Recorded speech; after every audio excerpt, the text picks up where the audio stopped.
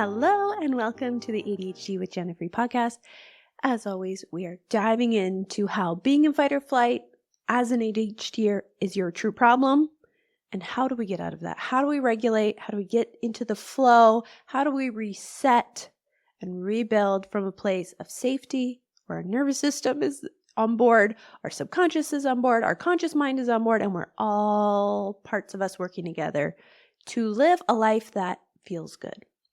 You can have a life that feels good with ADHD. You can enjoy life with ADHD. That's a big part of this work. I don't just want productivity for you. I want enjoyment and I want freedom. What I really love about regulation work is it gives us freedom to choose. Right now, you may be feeling like a lot of your behavior is compulsive, meaning you're not necessarily choosing it. You just don't feel like there's another option. Like, procrastinating and doing things the night before. You're not choosing to do it the night before. You literally can't do it sooner. You may feel like you're not choosing to scroll. You can't not. You're not choosing to spend the way you're spending. You just can't help yourself. You can't choose your choices. You can't choose your behavior. It's just happening. That's what compulsive means. Meaning I can't not do it. Or I can't do it even if I wanted to. And what regulation allows us to do is have the freedom of choice of being able to choose to rest when you want to rest, choose to work when you want to work, choose to confront hard things when you want to confront hard things. Not that it's going to be easy, but you can do it. You have the choice to do it or not. You can choose to not do hard things today because you're too tired, but it's a choice. You can choose to help someone out. You can choose to say no. That's a big one. There's people pleasers. And it's not people pleasing because that's how you are. It's because you are in fight, flight, freeze, fawn. Fawn is just as much of a part of it, meaning I make everyone else happy. I focus on everyone else's need. I always say yes, even though I don't want to. That is just as much a part of dysregulation as, irritability and flight, fleeing, avoidance. So that was my little pep talk. But today we're going to specifically be talking about motivation and motivators. So as a dysregulated ADHDer, you probably feel that right now the only thing that motivates you is fear, urgency, guilt, and shame. It's these kind of quote unquote negative motivators, these push motivators as I call them. Like they're coming up from behind you like, oh my God, it's due tomorrow. Come on, let's go. And that's quote unquote motivating because it does get you to do the thing. Well, that is motivating like a bear in the woods would be motivating. Yes, if that bear's chasing you, you're going to run no matter how tired you are. But the second that bear has left the scene, what are you going to do? Flop on the ground. You're going to find a place to sleep and hole up until you're in danger again, and then you'll run again. These push motivators, these fear-based, guilt, shame, urgency, these types of motivators do give us that burst, right? Like hammering it out the night before, getting into that frantic state that we talked about earlier of, oh my gosh, there's so much to do. Now all of a sudden I have so much to do and I'm so overwhelmed. And then we crash, right? That's creating that cycle because we are focusing on the motivators of fear. And that doesn't work because it doesn't last. It is not sustainable. We really want to find, if regulation is a goal of yours, if you want to get to a place where life with ADHD is easier and we're not having these very strong symptoms and getting stuck in these extremes, we want to be plodding along and living life in a nice pace. You can't do that when your only motivator is being chased by a bear.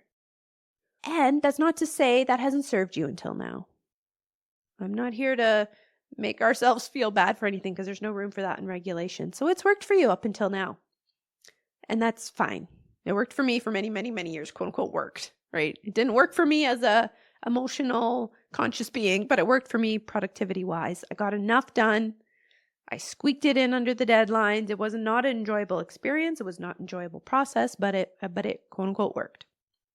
So yes, it may have worked until now, but if you don't want to keep living like that, maybe there's another way.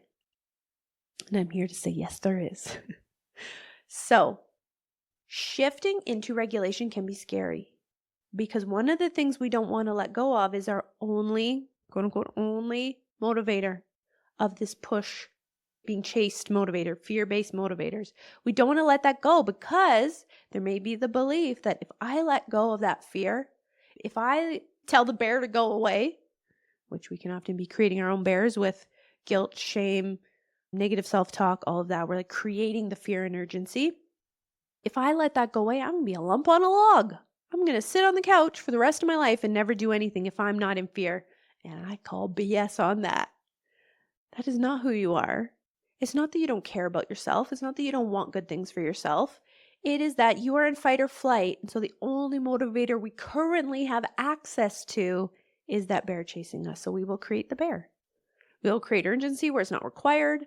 We will create panic and anxiety where it's really like, it's fine. There's no big deal. But if our nervous system, our subconscious, our brain is saying, hey, the only thing that gets us moving is when we're freaked out and panicked and in fight or flight, we will put ourselves into fight or flight, not on purpose, but just because that's what's been working. And so we got to keep doing it. So when we are regulated, and I do urge you to watch the past couple episodes if you haven't, because that's going to talk about how we get started on that process and the action steps to take. But even just this understanding is going to be helpful. So we want to observe, where are those push motivators, those fear-based motivators showing up? And do I believe that's the only thing that's ever going to motivate me? Because that's going to get in the way of your regulation, of you being able to slow down and take life at a more sustainable pace. But when you get to a more regulated state, regulation is a lifelong process, meaning it's just kind of a framework we come at life from. It's not like a state of being that you're going to click into and it's going to be perfect for the rest of your life. But when we do come from this frame of reference for life, we want to see what else is possible. And so when I am regulated, this is when the pull motivators become more accessible and become more relevant and actually work. And whenever I've done posts where I've said, oh, fear, shame, guilt, urgency, like those are not effective motivators if we want to live well with ADHD, if we want to be regulated. And people are like, what other motivators are there? Which I find so sweet. It's like, we don't even have the contemplation. We can't even fathom anything else, which I totally get, because we've been running from that bear for decades. And we're like, what else could there be? So positive motivators or pull motivators are things like desire, wanting to feel good, wanting to have clean clothes. I am pulled to do the laundry because I want clean clothes, not, oh my God, I'm such a piece of shit because I haven't done the laundry in a month. Oh my God. And that's what gets me to do the laundry. Like, that doesn't work. It doesn't work long term. And it's why you haven't done the laundry in a month. The cool thing with pull motivators, those, I hate to say positive and negative because they're really not, but they are like the desire-based motivators that are going to pull you towards something. They are less acute. They are less intense, right? Wanting to do the laundry is a gentler, or not even wanting to do the laundry because I don't necessarily want to do the process of laundry, but I want clean clothes. I want the result of that task. Wanting clean clothes is a more gentle pull. It's a more gentle, sustainable feeling than the shame and guilt and the panic of, oh my God, nobody has clean clothes and I'm so horrible and blah, blah, blah, blah, blah, blah, blah. So I get why that might be like scary, but isn't that what we're going for? If you want to be regulated, that's kind of what we're working towards, more of a approach to life. And so the pull motivators are more sustainable, more gentle, less like power it and run and then crash, right? That's the whole thing we're trying to get out of, because we know that doesn't work long term. It works to keep your head above water, but that's all it does. And if you want to walk firmly on land and have a life that's much more relaxed, we need to start observing the pull motivators. So, firstly, just know that they might not work, quote unquote, for you right now. If you are in fight or flight and you are still in that place of, I feel unsafe, I gotta run.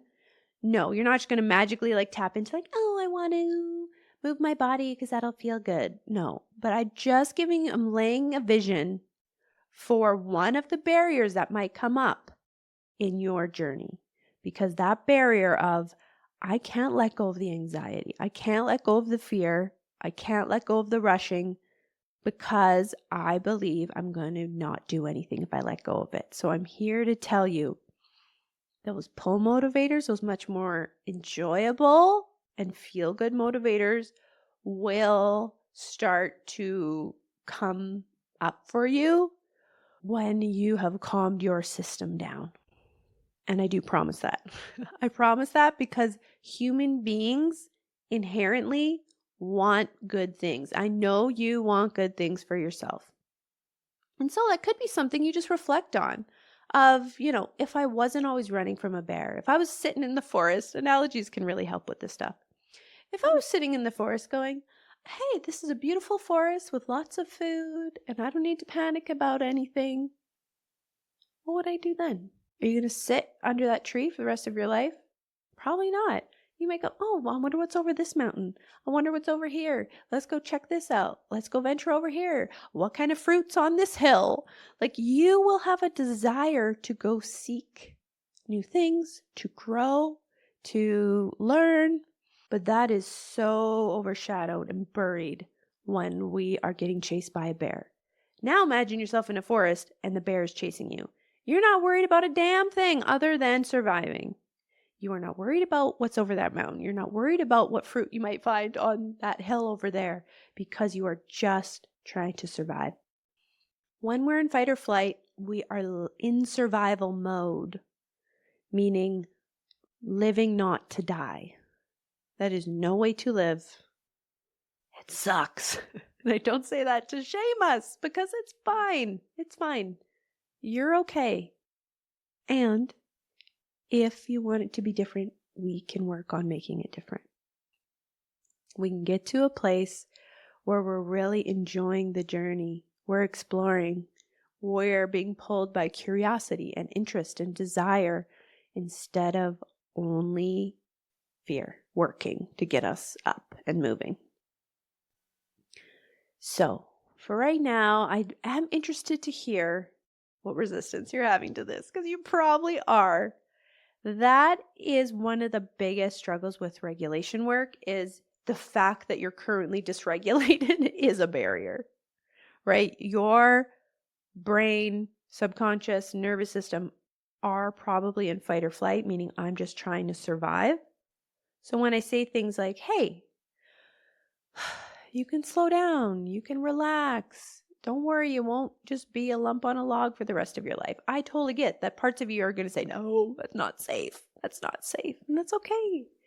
We have to grapple through this stuff. We have to talk about this for a long time. You got to work at this for a while. You have been receiving messaging of, it's not good enough. You're not moving fast enough. Come on, work harder. Go, go, go, go, go. Figure out your planners. Figure out your timers. Get more rigid and intense so that you can live in this society.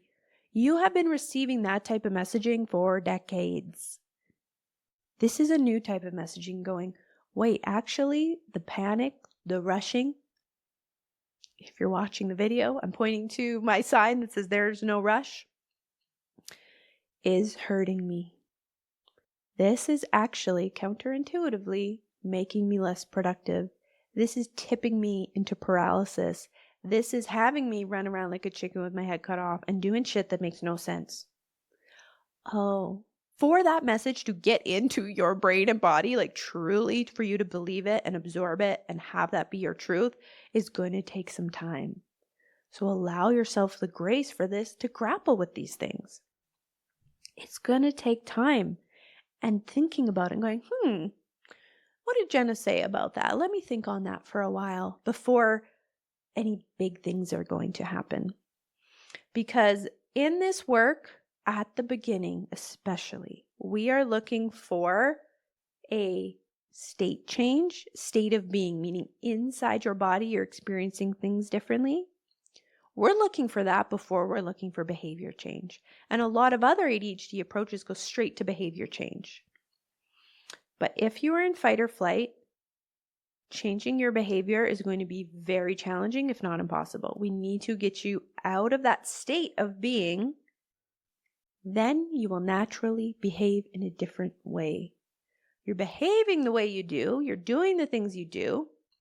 I was going to say you're making the choices you're making, but you're not making choices. Right? A lot of what we do when we're in fight or flight is compulsive. Meaning I didn't choose this. And that's why I talked about freedom earlier. I'm not choosing to only do things the night before. I don't want to do it like that. I just literally can't not. So you're not even making choices. But those kind of behaviors, even if we didn't choose them, are because we are in fight or flight. And that's so weird, right? We think if I move faster, if I work harder, if I just catch up, if I'm more intense, if I'm more rigid, if I'm harder on myself, I will make up for lost time. I'll get there. I'll catch up. Then everything will be okay. I know it's felt like that for a really long time. It feels really scary to let go of that. But if we look at it, take a step back, zoom out and ask yourself, is it working though? It's probably not.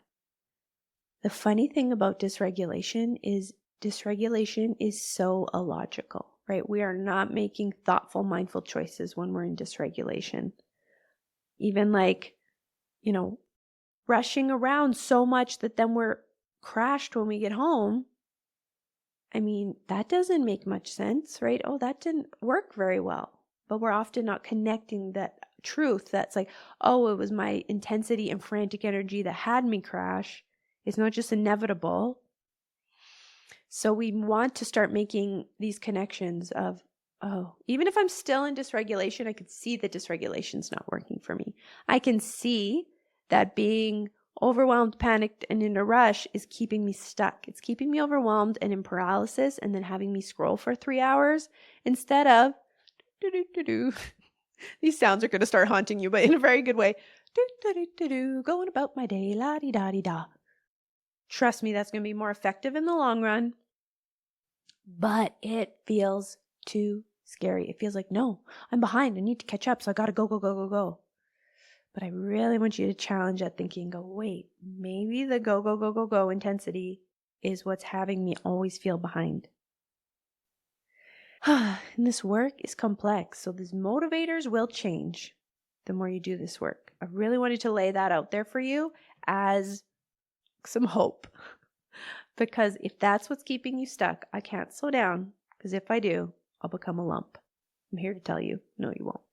You will become someone who can actually consistently live their life in a way where you're actually making choices, not just defaulting to compulsive behavior because your system is afraid. It's like trying to keep you alive. Oh, hi. I just wanted to let you know that on April 24th, I am hosting a free regulation workshop for ADHDers. If you are interested in diving more on this approach, if you want to work with me live, you can come join me on April 24th at 6 p.m. Mountain Time. We will be doing a 90-minute workshop. Come join. You can sign up through the link in the show notes, and I can't wait to see you there. So something really important to know is that being dysregulated, being in fight or flight takes a lot of energy in and of itself. So when we're kind of latched onto those motivators of fear, urgency, guilt, and shame, we think, well, this is the only thing that works. This is the only thing that pushes me intensely enough to get moving. But that is because we are in fight or flight. When you're in fight or flight, it's draining your battery just to exist. Again, even if you do nothing all day, even if you're in bed all day, don't you sometimes go like, how am I exhausted? I haven't done anything today. That is because your system is in fight or flight. It takes energy, mental energy, and physical energy to be in fight or flight. It is a state of being that's exhausting. What sucks about that is you're exhausted and have not achieved anything. It feels so much better and so much more fulfilling to be tired because you got a lot of shit done today. And that might be you went and had fun with your friends. That might be you went for a hike. It doesn't mean, capitalistic version of productivity all day. It might mean, wow, I really lived today. I really did a lot of the things I wanted. There's nothing you need to do. We'll have another discussion about that another day because that's a whole mindset shift that is going to help your regulation process. It's so important to realize, my existence is exhausting because I'm in fight or flight. Hopefully that gives you even a little bit more motivation to regulate of like, me slowing down, me relaxing my body, me, coming back mentally to the present isn't going to screw me over. It isn't going to have me be slower. It isn't going to make me less productive. In fact, It is going to allow me to preserve my energy to actually take action, to do the things instead of all my energy going to thinking about the things, to being exhausted just from being alive. And I know it can feel that way. And I know right now, some people might just be like, oh, I'm all right, but this isn't the greatest. I want to make some improvements. But some people, you might be like, holy shit. I am miserable. I'm just keeping my head above water and I'm really, really, really unhappy and feeling so hopeless. Being in survival mode will do that to you. It is not your life that's doing that to you. It's not, your job that's doing that to you. It's not inevitable. That is the state that your body is in, and that was not your choice. That is not your fault.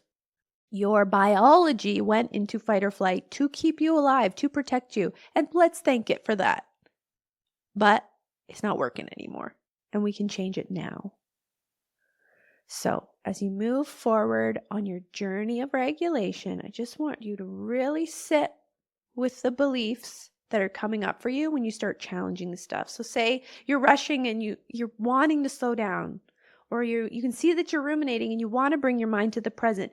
If there is something blocking you from even practicing that a little bit, we know there's some beliefs there that are fighting with the efforts you're making. And that belief may be, hey, if I'm not running from the bear, I'm going to be a useless blob. That could be a belief that's present. So we want to be aware of that because we want to work on that. And that is something we do in ADHD groups is we go through the nervous system regulation. We go through the beliefs and the thoughts. We go through all or nothing thinking. We go through avoidance and urgency, all the different elements in more depth.